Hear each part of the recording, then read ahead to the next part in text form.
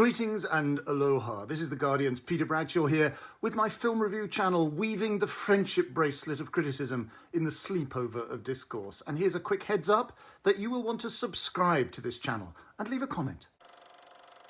Here is a pointless new live-action musical version of the Snow White myth, a kind of unwicked account and a merch-enabling money machine. Where other movies are playfully reimagining the backstories of famous villains, this one plays it straight, but with carefully curated revisionist tweaks, all too obviously agonising and backlash second-guessing, but knowing that at some basic level the brand identity has to be kept pristine, particularly in the costume design, with a Wicked Witch getting the pointy dark crown and skull-hugging black balaclava, and Snow White lumbered with a supermarket retail tweeny outfit with a puffy sleeve shoulders. Those otherwise estimable performers Rachel Zegler and Gal Gadot give the dullest performances of their lives. Magic mirror on the wall. Who is the fairest of them all? Famed is thy beauty, majesty. But the lovely maiden I now behold. I look at you, and I just want to be the fairest of them all. Traditionally, the heroine's name referred to her skin, with lips as red as blood and hair as dark as ebony. Now it refers to the snowstorm that accompanied her birth. Zegler's Snow White had loving parents in the King and Queen, but after her mother's death, her dad becomes infatuated with a witchy new noblewoman at court. Gal Gadot's lips are at all times seductively and contemptuously pursed. But later her dad simply vanishes from the story, and the script ties itself into a few pretzels explaining what is supposed to have happened to him and when. The stepmom witch keeps Snow White in Cinderella-style serfdom below stairs, where the poor child wanly sympathises with the public's poverty. As Snow White grows up, the magic mirror breaks the bad news about a change in the prettiness ranking.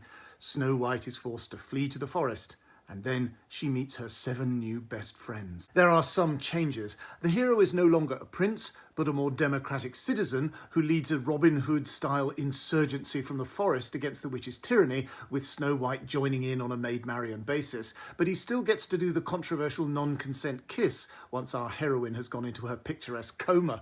But the dwarfs? Will the film make them sort of look like everyone else, like the Munchkins in Wicked?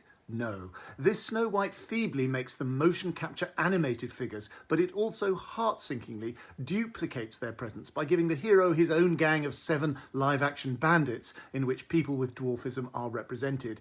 This fudged, pseudo-progressive approach is so tiring you'll want to put your head in your hands. Admittedly, the basic story does have a strangeness of its own. The wicked stepmom queen tries to kill Snow White by getting the huntsman to stab her, and then she tries again by feeding her a poisoned apple which has an antidote in the form of a true love's kiss, and then she leaves the corpse in the company of people who love her.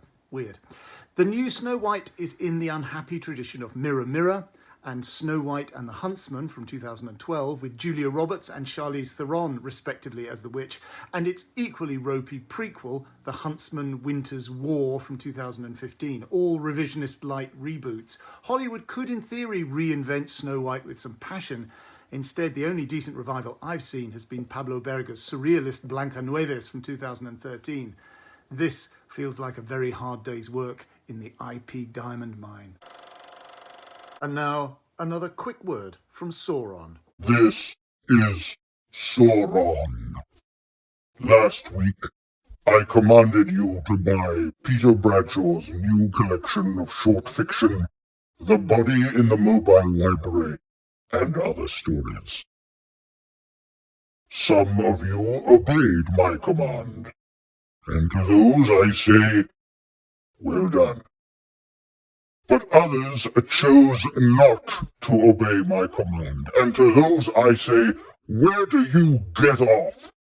At what station do you disembark, that you presume to disobey Sauron's commands in this way? I will give you one last chance. Buy it! And that's it. Please give this vlog a like and a share on your socials. Please subscribe and leave a comment saying what you think about this film or anything else.